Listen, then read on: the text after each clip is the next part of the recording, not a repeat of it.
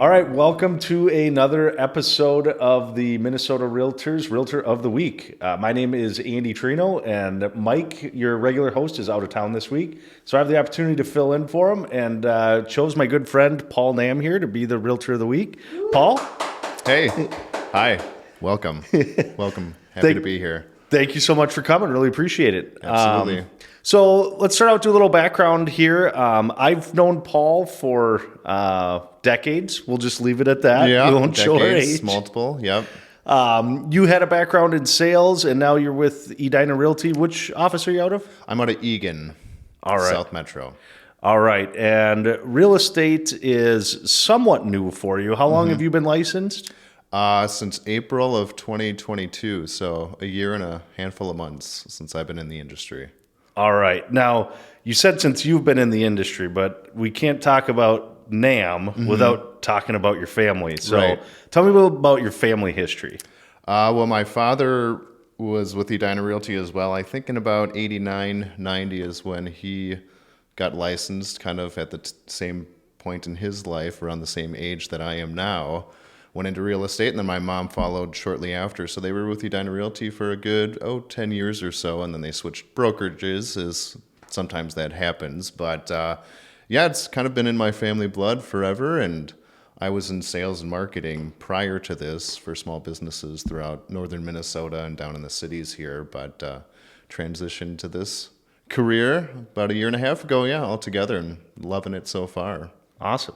And that's funny. I guess I didn't realize, I always knew your family, your parents were realtors. I assumed that's what they always did. Always didn't know it was around. So about 40 years old is when they made the switch, and I'm 41 now. So yeah, that kind of ages us to, Yeah, now they know. Now they know, but yeah, no, I guess that's, and I'm kind of getting a sense of that at my office too, because we all meet people at the office and your peers and find out when they got into the industry. I was thinking maybe it could have been totally different if right after college I went into real estate, but I'm happy I made the choices that I made, and I love doing marketing and working with small businesses. But, maybe what if I got into the industry when I was 23 rather than, waiting until you're 40? But it gives me a good background for sure. Yeah, you could have gotten burnt out during the crash. Exactly. I mean, there's a lot of things that could have happened. Right. But, you're here now. When you were growing up, obviously both your mom and dad were in the industry. Did you ever think, that's something I want to do? Or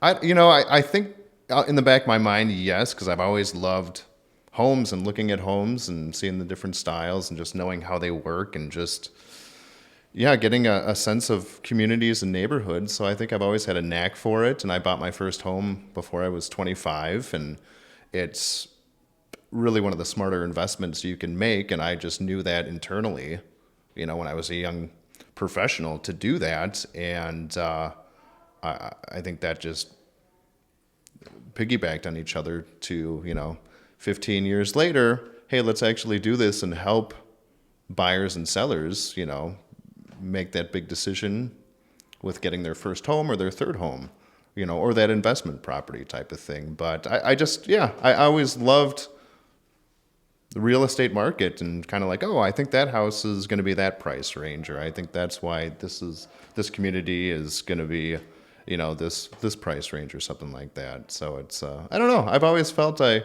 just liked the market and Sure. seeing how it operates and functions with people. absolutely. I know I could say for myself, I grew up, as you know, my dad was in the mortgage business. I didn't realize how much I picked up just from, the conversations around the dinner table revolving around what you did at work today. And when I got in the professional world, and I was working in finance before I got in the mortgage business here, but I started to realize, terms that people were having to learn, I already understood. And, Right. I'm sure you had similar things, that's what your parents were talking about all the time. Right. Yep. And they were with real estate. You can work from home a lot of the times, and it works well in the family atmosphere. Yeah. It's a group effort. It's, you work with the family, and yeah, I picked up on a lot of what my parents were talking about at the dinner table and, throughout the week, and doing showings and doing open houses. So yeah, it was kind of a comfortable transition because I kind of knew the background of what it entails. Yeah, and I suppose, you hear a lot of younger agents get in and they think it's going to be great and I'm going to sell a bunch of houses and have free time. I'm working for myself. I can do what I want Right. when I want. Right. You probably had a more realistic view of how that actually looked. Funny you say that. You don't really know until you know, and that's what I thought moving in. Okay, I was Monday through Friday, 8 to 5. You had your nights and weekends, and you get into real estate like, oh, I'm gonna pick my own hours and do whatever I want. But now I work more hours per week, and I'm always working. So Yeah. it's a lifestyle more than a 9 to 5 thing. It really is. And you don't pick your hours, your clients pick your hours. Yes, yep. And I try to educate my clients of any time after like 10:30 or between 10:30 at night and 7 in the morning. It's kind of off limits. You're taking a lot of time off there, Paul. Yeah, I know. So let's not be texting and calling in the middle of the night. If I don't answer, don't worry, I'll get back to you, in the morning. But yeah, it is different with working with people because they work 9 to 5. Yeah. So that's when most of the action happens is at night and on the weekends. I say that all the time. People are buying houses when they're not working, which Yep. means I'm working when normal people aren't working. Right. And that's just part of this business. And, if you want to be successful, that's one of the important things that I see is being available. Yeah. But then also the people that are in this longer do find a way to make a good personal life balance too. Right. Because you do have to make things happen. And, you've got kids, you got to make it to their activities and Yep. be present. And that's what you do is, hey, if we have a baseball game or a soccer game, that's a scheduled appointment where I'm booked up during that time. And my clients know that, and I'll try to give them a forecast of what's happening the next couple days out. So we're not getting calls and just always being able to show a house or answer questions. And that's important too, setting the expectation. I do expect I'm going to work evenings, but here's the Right. times I'm not available. Yeah, exactly. All right. So get back to your parents. Is there anything that you remember growing up that sticks with you? Is there a strategy or something you saw your parents do that's applicable in today's market? I couldn't pinpoint anything, but just how they held themselves accountable for people in their lives, clients or just family members or friends or neighbors. I think that really rubbed off on me, and that's just how I hold myself. I want to be really professional, outgoing, really just try to figure out what I can do to help the situation. Sure. Because what happens, and then you just try to make the best of it and figure out what's going to be the best solution for everybody involved. And it's funny because that's just who you are. You've been a friend of mine for a long time, and that's who you are as a person. So I think the way your parents raised you is kind of who you are as a businessman as well. Yeah, exactly. I mean, it's just being there for your clients and answering as many questions or pointing them in the right direction and, Sure. being there to the end because clients are there for a long time. Could be 5 years, could be 30 years. Yeah. All right. Well, let's take the opposite approach of that. So 1989, you said. So that's About then, I think. Yeah. All right. So we're talking 30 years ago Yep. now. What's something that is totally different in how you run your business now compared to how someone might have been running their business in the 90s? Well, I think it's these smartphones, which have really taken it to the next level of being able to work on the go and wherever you are and do your research and book showings and follow up with your emails. And there's just a lot of communication, which is, has its good characteristics and good qualities, but there's also some negatives to that too, as far as we're always kind of on call because Sure. of that fact as well. But that's, again, setting the expectations of letting your clients know when you are available, when you're not, when you have an appointment, when you don't. But I really came to realize why in the, early 90s when my parents became agents that, this is why they have car phones in their cars. Yeah. Because That was probably this big. And yeah, well, it wasn't the bag phone, but it was a lot of wires and antennas going in the car. But I really understand why, because you need to be available for your clients throughout the day, and you're taking their calls and doing research for them. I think today, because of that fact too, our clients are better informed because they're able to do their own searching online and do their own research. Well, 30 years ago, it was a little bit more on the agent's shoulders to really do all the research and look at the actual, I think the MLS was an actual like booklet that came out Yeah. once a week or whatnot with the new listings.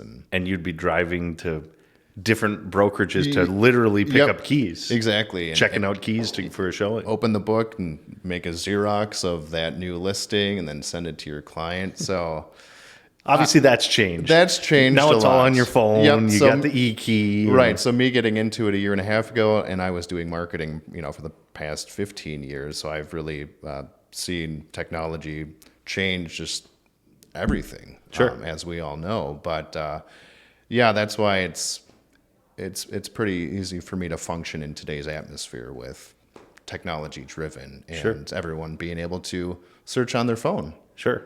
Do you find that, you mentioned clients doing the research on their own? I feel like sometimes that's a double-edged sword. Right. Sometimes they think more than they really should about a property.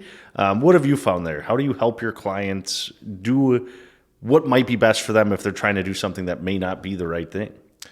Well, I mean, that comes with the initial consultation with, specifically buyers, because they're looking for properties, and really having that good discovery session of what exactly they're looking for. Because since they have the phone at their fingertips, they can do all the searching they want on different, various real estate websites to find listings. Some of those aren't going to be accurate websites though either. Yeah. So you just need to do a good job with that initial buyer consultation to figure out what their price point is, what communities they're looking for, what style homes, and also set the expectations, because a lot of buyers are looking for that unicorn, which just doesn't exist. Especially in this market. Yeah, that 10 out of 10 home, and I try to educate all my buyers and let them know, hey, there really is no perfect home. Yeah. It's not existent, but if you can get like a B grade on a home, like 80% or higher, you're awesome. You're doing good. 90%. That's the Paul I know from school. Yeah. Yeah, that's exactly right. Hit that B average, and then you're good to go. Yeah. Not awesome, but not bad. Yeah, we're not going for Harvard here. we just need to get into UMD and we'll be fine. But that's the expectations you have to set right in the beginning, because a lot of these buyers, if it's especially first-time home buyers, they want the world. But Sure. it's just not going to be available, and it just doesn't exist. But let them know, hey, if you can get 8 out of 10 for a home, you're sitting great. 9 out of 10 is great. There is no 10 out of 10 home, basically. But having that initial conversation to figure out what's going to make the most sense, and just always being in contact. I mean, even if you're not, you haven't spoken with them for a couple days, I always give all my clients a call or a text just to see if they have any questions, see what's going on, just to stay in the loop with them, which is just good communication skills Sure. by itself. But a lot of those online listings too, you just don't know what that house actually, that apartment or what that condo or townhome or single family home actually is like. So you do need to set up showings, because you have to be in person for most of these properties. Yeah, I know I hear stories, and I have clients often that are buying sight unseen, doing phone tours and stuff. And gosh, you got to have a lot of trust in an agent and to do that. You do. That's intimidating to me. And that does happen, especially in the low inventory market today, because people don't want to miss out on that. But that's what happens right now in a market like this. That's tough. That's not a position I envy. That's a lot of pressure on your shoulders. It is. But like you said, you communicate, you understand what their needs are, and do the best you can to advise. And sometimes those items of what they're looking for will change and evolve over time. Maybe it's 2 months down the road, because some buyers take a couple years to make that purchase. Yeah. I've got some that have been 2 days, some that have been 3 months, some that are still, looking. We're a year into it, and some of those type of properties that they're looking for, communities, will change and evolve over time as well. Sure. Yeah, that makes sense. Well, I'm going to transition a little bit here. You mentioned before you got into real estate, you were doing business sales. So you were in sales, in marketing, but working with business clients. So what are some similarities that you see from selling to a business owner compared to working with people and families and emotions? Well, I think, people and family and emotions, it's the same if you're because I worked with business owners, is that those are all still the same because life moves, goes on. Everyone has, their professional life and then their personal life. So that's been the same, and it's just it's the communication is the big key with everything. Is with the businesses that I worked with, a couple hundred each year throughout the year with different marketing campaigns and website solutions and those certain items, but always being in the loop with clients to make sure they know what's coming, answer any questions that they have, make recommendations. So I've transitioned basically that background of working with these businesses into working with just people that are buying and selling properties, basically, because that still all goes on. As I said, people still have the family life, and I guess, in a nutshell, treat people how you want to be treated. If they're a small business owner, a huge, Fortune 500 company, or just a single guy or a single girl that owns, one condo that's looking to make an upgrade, is treat everybody the same. Treat them how you want to be treated. And what I keep hearing you say is communication. So asking the right questions, listening, and providing solutions. Yeah, absolutely. All right. What's something that you see that's different from selling to business owners compared to consumers? Oh, what's different? Well, there is, with the market, the background I had before, there was constant deadlines always going on. Sure. Different kinds of deadlines. We, now working in the real estate side with buyers and sellers, we still have deadlines, but you don't, always have to buy that home. You don't always have to sell that home. Sure. So it's your timing on the, the general consumer's part. It's when's the best time to buy or sell, when it makes the most sense for you. Sure. I'm not going to push you into buy or sell a home. I'm going to make, give you my professional advice of what's the best way to go about it if you're trying to buy or sell. Sure. But if you don't have to buy or sell, wait 3 months, wait 3 years. It's, your timing is the key to the success of that next part in your life, basically. Sure. So where you might have a business owner saying, I'm getting a website this summer. Right. We have to have an online presence. We have to start an ad campaign. Are we going to work with you, or are we going to work with company B? Exactly. You've got to, I'm going to either make or lose this sale by next Friday. Right. Exactly. Yep. Now, is there anything from that you've translated? Sometimes you have people who just can't make a decision. Sometimes it's just not the right time, and that's fine. You give people space. Other people, if they don't get that encouragement, they'll talk about buying a house. And we know people that have talked about buying a house, and 20 years later, they're still renting and complaining about it. Is there any, what's a script or something that you've said to people to help move them along when maybe they're talking themselves out of making a move? Well, I started, as I said, a little over a year ago, and it's been a pretty interesting market out there. Yeah, to say the least. To say the least, definitely it's been a seller's market in the Twin Cities, especially with new buyers or buyers that I'm working with. If we find a home and you like it, make your highest and best offer right away, because they can go quickly. If it comes on the market on a Friday, take a look at it that Friday or that Saturday. But the more time you take to go see that property, it could get an offer in and accepted, because it happens in a few hours in the marketplace right now. So I educate my buyers, even if it's their third home or first home, is if you like something, make your highest and best offer as soon as possible, because that could be the winning offer. Or you're setting yourself up to actually be competitive in a multiple offer situation. Sure. So I think that's the biggest advice I have for buyers, is just setting the expectations for what's happening in the real estate market right now, which is low inventory.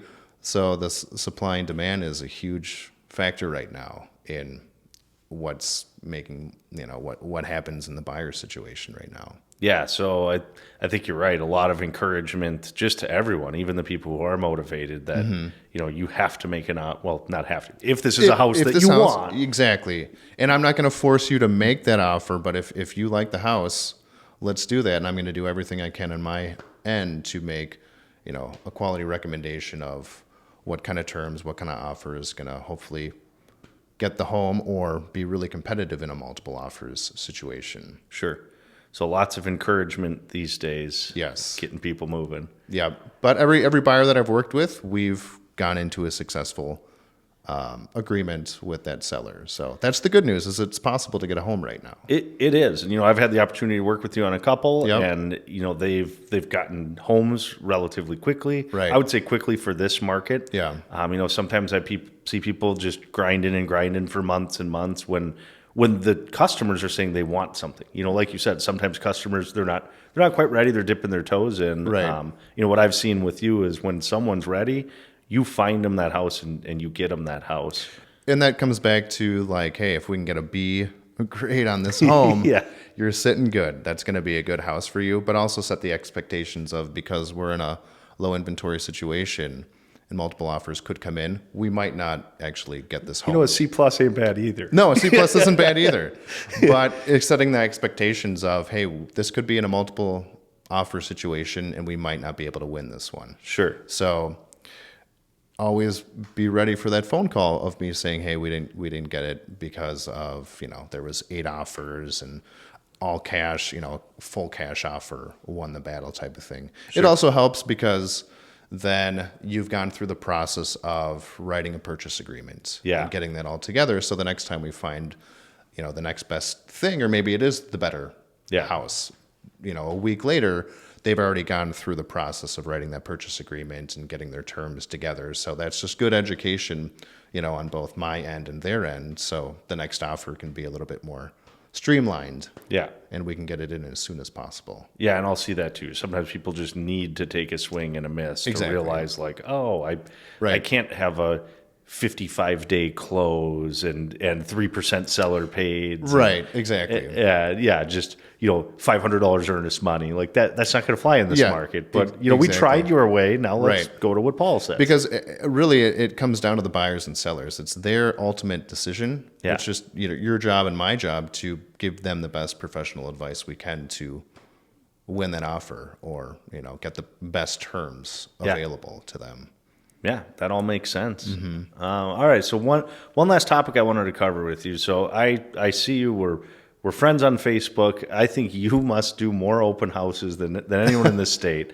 I don't think there's a weekend that's gone by that you haven't had at least 2. I mean, sometimes I see you back to back, doing open houses for other agents. So obviously that's a big part of where you're getting clients. Tell me about how that's working and any other strategies that you've had to find buyers and listings in this market. Sure.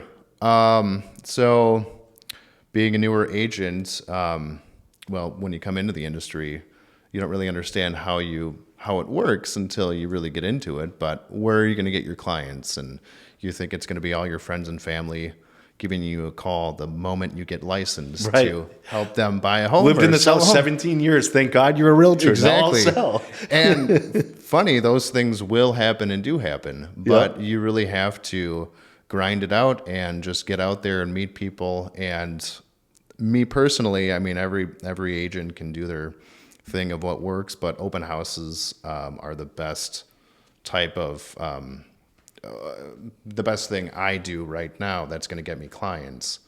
As you said, I don't think a weekend's gone by where I haven't done at least 2 open houses. Yeah. I'm going to be, Leah and the kids are taking a trip and and Leah's mom to California. So I have an open weekend, meaning I'm going to do a lot more open houses. Yeah. You can this weekend. 6 in? Exactly. I'm going to fit in as many as I can because, where's the best place to meet people that are looking to buy or sell? Sure. Open houses, because they're there for a reason. Yeah, they've broken that barrier. They walk in that door, they've already answered the question, are you interested in buying a home? Exactly. Yep. And then it just comes down to, doing your research before you do the open house to answer as many questions you can about that specific property, getting to know them. I'm not pushy or anything like that, just always happy to help. And I mean, the main goal is to help them understand about the home, maybe even make an offer on that home, even if they're represented by another agent. Because a lot of people going in open houses are represented by another agent, and that's great. It's still good practice for you actually communicating about the house and the local real estate market, because they're still going to ask you questions to kind of see, what you think is going to help them, even though they've already asked their agents 5 times over, and probably other Sure. agents at open houses as well. But yeah, for We me all personally, do that, though. they I mean, all, yeah, they're just finding. You're going to buy a microwave, and you read 25 different reviews from different websites online. You want Yeah. everyone's different opinion Exactly. on a $300 appliance. Right, and that's what they're doing. They're going to try to get as much information as possible, and just be friendly and courteous and knowledgeable to everybody that you can that comes in the open house. That's where I've gotten all my clients from right now. Is All of open them have houses. come from open houses? All of them have come from open houses. Wow. I've done a few friends and family that we haven't quite gotten there because we're still in the process of, Yeah.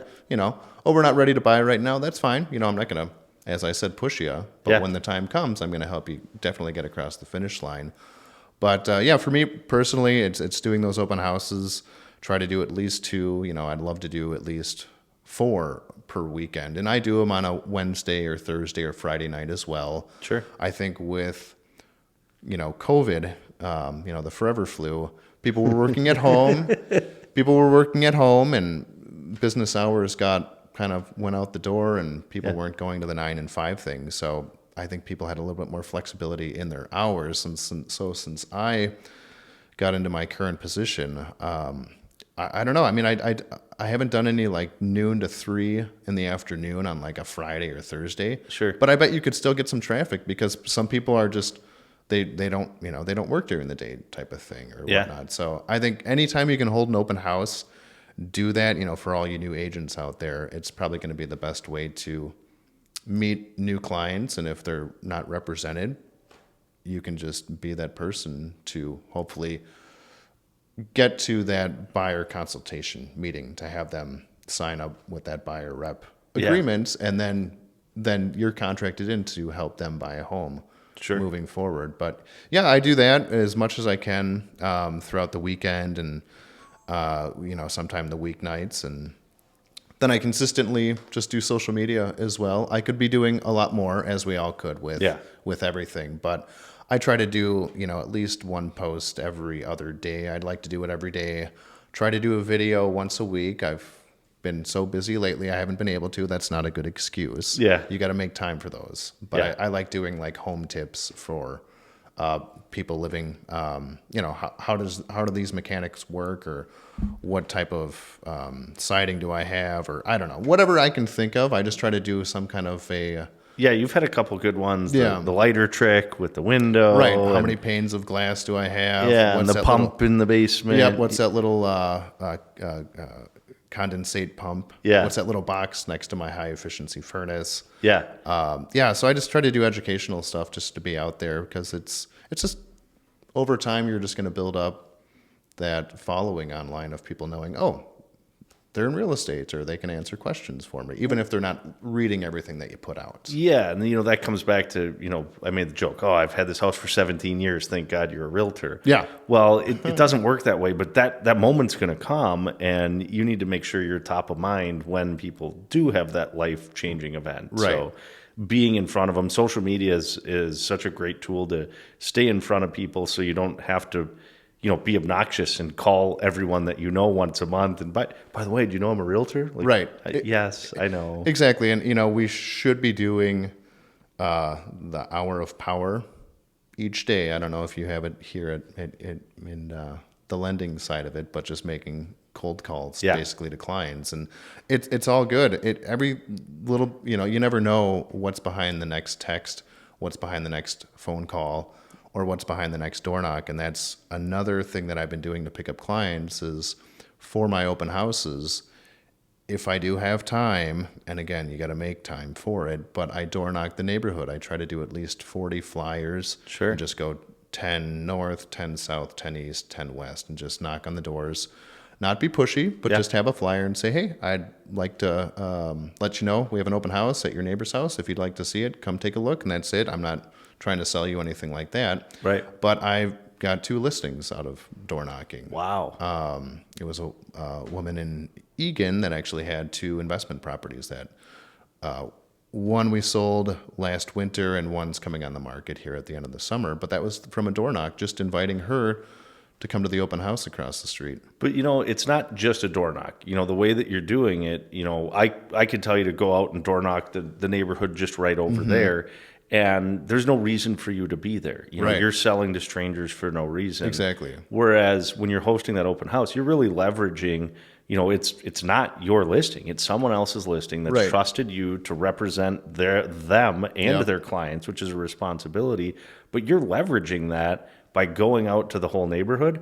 That's huge because, to me, if I'm sitting at home, let's be honest, none of us, unless it's the Amazon guy, we don't want people at our house. Right. Like, people just don't pop by anymore. No, and that's why I don't want to give them a spiel or anything like that. I just want to invite them to the open house. And organically, it does happen where that homeowner or whoever living in the condo or townhome, if they have any real estate questions, they'll let you know right away. Yeah. Once they understand, oh, you're a realtor. Oh, there's an open house.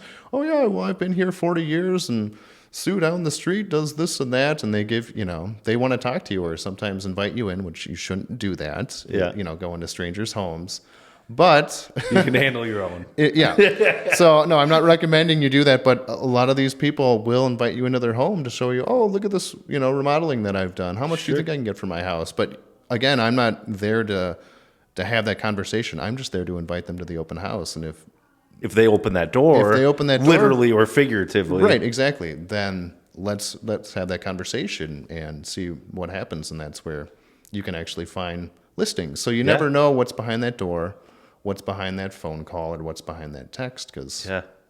That's great. I mean, so many people look at an open house as, maybe I'll get 5 buyers to walk through.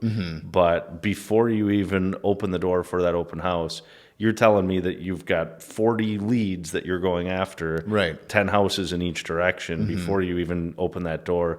And then from there, you might get 1 buyer to walk through. You might get 20. Right. But that's almost just like a bonus. You've already gotten 40 leads from this one open house. Exactly, and you're getting your name out there because your flyer has all your contact information on that. So yeah, it's just a great way to network and be out in the community. And I'm doing open houses really throughout the Twin Cities, so I'm getting my name out there, through all the communities rather than just South Metro where I'm located. Yeah, I love it. That's just a great piece. I think that's going to be my biggest takeaway from this is leveraging that open house. I didn't realize you were doing that door knocking. That's a great way to leverage that, find more buyers.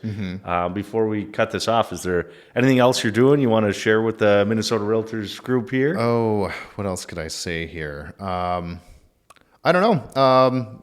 As we talked about, treat people the way you want to be treated. Yeah. If you don't have an answer for somebody, one of your clients, just make sure they understand, hey, if I don't know the answer to this, I'm going to figure it out. Yeah.